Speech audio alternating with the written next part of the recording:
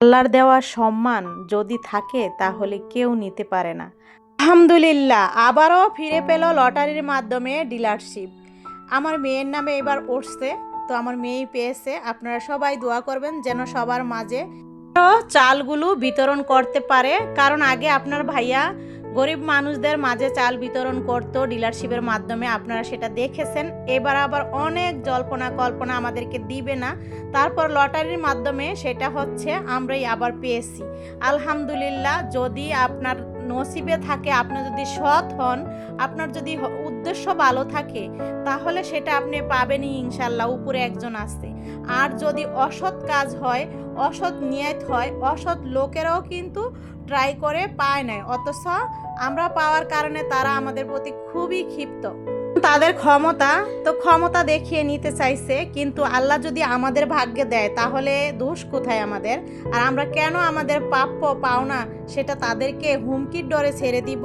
দোয়া করবেন আপনারা, পাশে থাকবেন। করে আবার নিয়োগ দেওয়া হয়েছে, তো আমার মেয়ে দিছে, হাজবেন্ড দিছে, মানে নতুন করে জমা দিছে কাগজপত্র, আরও অন্য অন্য মানুষরাও দিছে, কিন্তু ভাগ্যকর্মের লটারির মাধ্যমে আবার আমরাই পেয়ে গেছি, মানে আমার মেয়ে পেয়ে গেছে।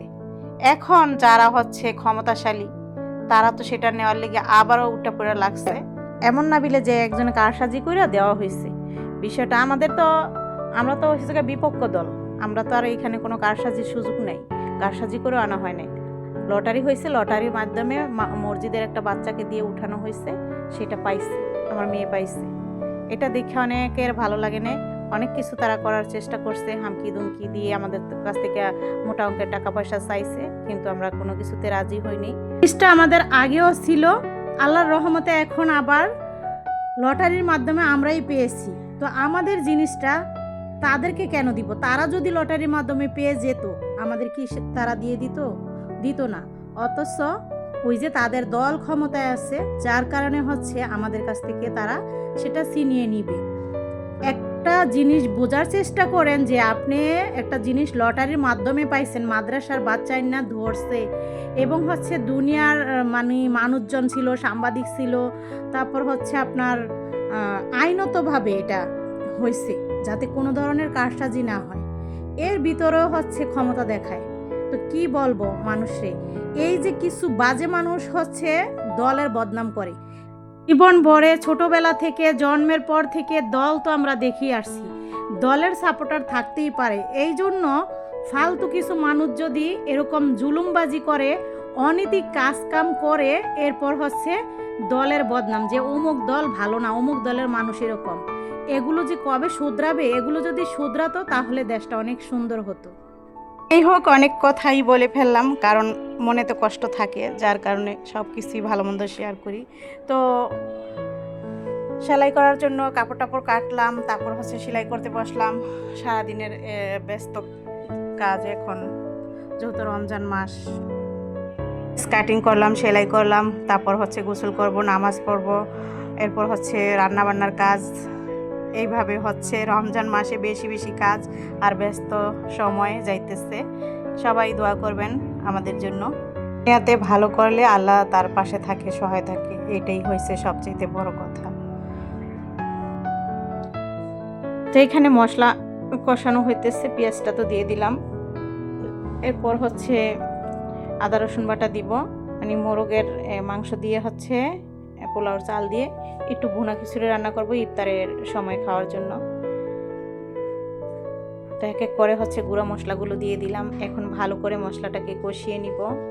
যারা ভিডিওটা এই পর্যন্ত দেখে আসলেন তাদেরকে অসংখ্য ধন্যবাদ। যারা এখনও আমার চ্যানেলটিকে সাবস্ক্রাইব করেন, প্লিজ আমার চ্যানেলটিকে সাবস্ক্রাইব করে দিবেন। যারা অলরেডি করে দিয়েছেন তাদেরকে অসংখ্য ধন্যবাদ। এই কষ্ট করে ভিডিওগুলো আপনাদের মাঝে তুলে ধরি। তো আপনারা হচ্ছে ফুল ভিডিওটা যদি না দেখেন, ওয়েস্টটা মোড়ে না এবং হচ্ছে রিচ বাড়ে না। তো আশা করি আপনারা যারা ক্লিক করেন ফুল ভিডিওটা দেখার চেষ্টা করবেন। ভালো করে আমি হচ্ছে কষিয়ে নিয়েছি। এখানে যে ছোলা বুটের যে ডাল সেটা দিলাম, সেটা দিয়েও কষাইতেছি। ওই পাশে ভর্তা হবে, রমজান মাসে ভর্তা খাওয়া ঠিক না, তারপর যেহেতু এটা ইফতারের সময় খাওয়া হবে, সেহরির সময় না, তো এই সময় খাওয়া যাবে, তো এই আর কি। আর এখানে মোরগের পাগুলো খুবই কালো দেখা যাইতেছে, যার কারণে আমার মেয়েরও বলতেছে তুমি কালো পাও নিছো কে।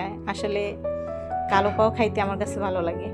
যাই হোক, ওই তো ওই পাশে আমি চালটাকে কষাইতেছি, পেঁয়াজ টেয়াজ দিছি, আর এই পাশে তো মাংসটা কষানো হচ্ছে। তো এইভাবে করেই হচ্ছে প্রতিদিনের মতো কাজগুলো করে যেতে হবে। চালটা কষানো হয়ে যাওয়ার পর পানি দিয়ে দিলাম, আর এই পাশে দেখুন হয়ে গেছে আমার মাংসটা। তো দিয়ে দিলাম এখন ঢেলে। একটু তুলে নিতে হালকা লেগে গেছে, সমস্যা নেই, এটাও উঠানো লাগবে না, এমনিতে ঝোলটা উপর থেকে দিয়ে দিলাম। তারপর হচ্ছে ভালো করে নেড়ে মিশিয়ে নিচ্ছি। ওই পাশে দিয়ে দিলাম, চুলার আঁচটা কমিয়ে দমে রেখে দিব। আর একটু ঘি দিয়ে দিচ্ছি নামানোর আগ দিয়ে, ঘি দিয়ে এখন ঢাকনা দিয়ে ডেকে দমে রেখে দিলাম। আর আমি হচ্ছে ইলিশ মাছ রান্না করলাম কলা দিয়ে, ইফতার আয়োজন রেডি। তো এখন আমরা বসে ইফতার করব সবাই। আজকে এর মাধ্যমে আপনাদের ভাই আবার পানি গোলাইছে। তো আশা করছি ভিডিওটি আপনাদের কাছে ভালো লাগছে। সবাই ভালো থাকবেন, আবারও দেখা হবে নতুন কোনো ভিডিও নিয়ে। আল্লাহ হাফেজ।